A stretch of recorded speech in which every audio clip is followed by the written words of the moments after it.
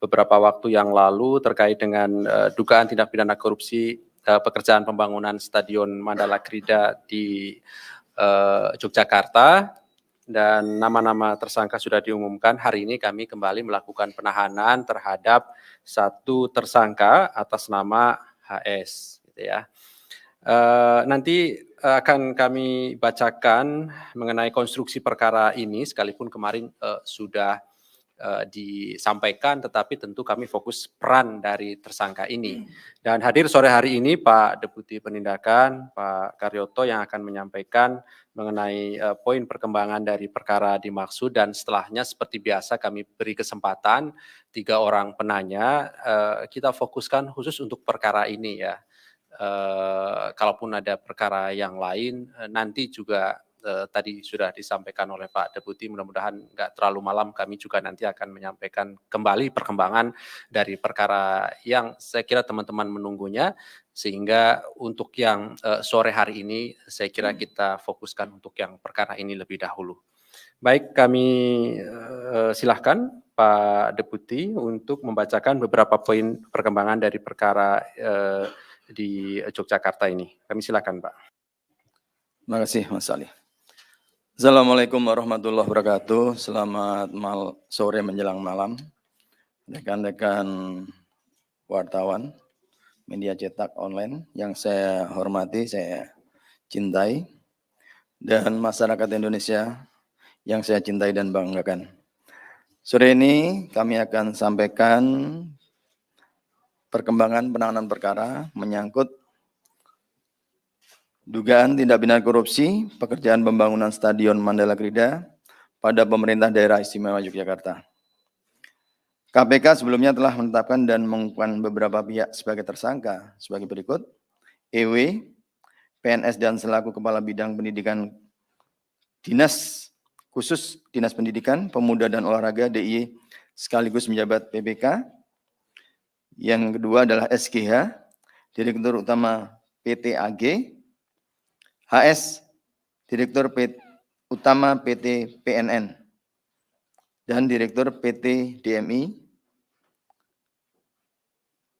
Dan pada kesempatan ini, tersangka HS akan dilakukan upaya paksa penahanan oleh tim penyidik untuk selama 20 hari, terhitung sejak 28 Juli 2022 sampai dengan 16 Agustus 2022 di Rutan KPK pada Gedung Merah Putih. Konstruksi perkaranya sebagai berikut.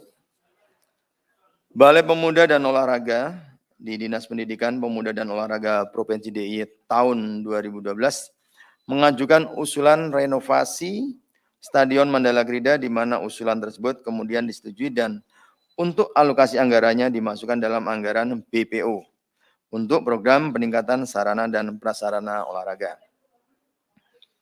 EW selaku PPK pada BPO di Dinas Pendidikan, Pemuda dan Olahraga Provinsi DIY diduga secara sepihak menunjuk langsung PT AG dengan SGH selaku Direktur Utama untuk menyusun tahapan perencanaan pengadaannya yang salah satunya terkait nilai anggaran proyek renovasi Stadion Mandala Krida. Penyusunan anggaran di tahap perencanaan yang disusun SGH dibutuhkan anggaran senilai 135 miliar rupiah untuk masa 5 tahun. Dan ada beberapa nilai item pekerjaan yang nilainya diduga di markup sedemikian rupa dan tanpa dilakukan kajian maupun evaluasi, dan hal ini langsung disetujui oleh EW.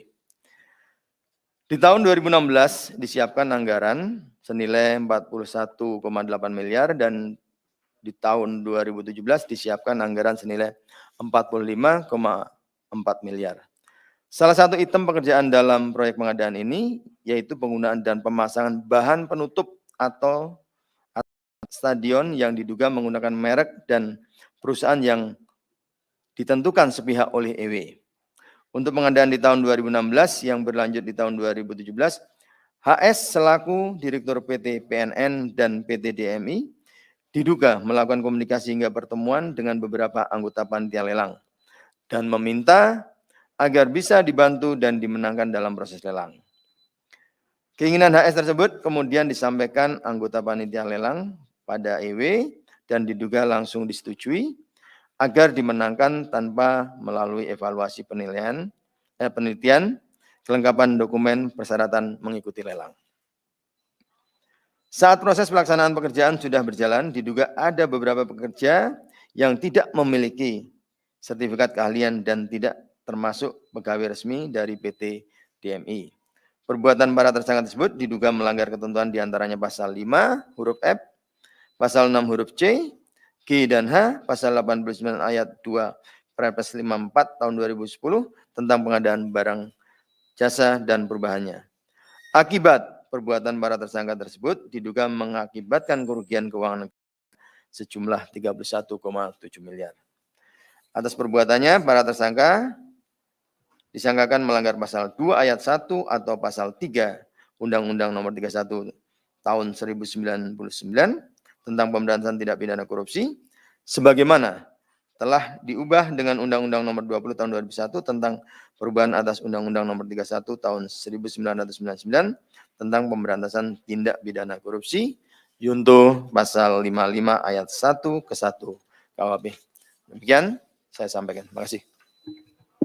Baik, terima kasih Pak Tindakan yang telah menyampaikan beberapa poin perkembangan dari perkara dugaan korupsi pembangunan Stadion Mandagri dari Yogyakarta, dan pada pokoknya tadi kami melakukan penahanan terhadap satu orang tersangka atas nama HS untuk 20 hari ke depan sampai nanti 16 Agustus 2022 di rutan KPK pada Gedung Merah Putih KPK. Silakan 3 orang.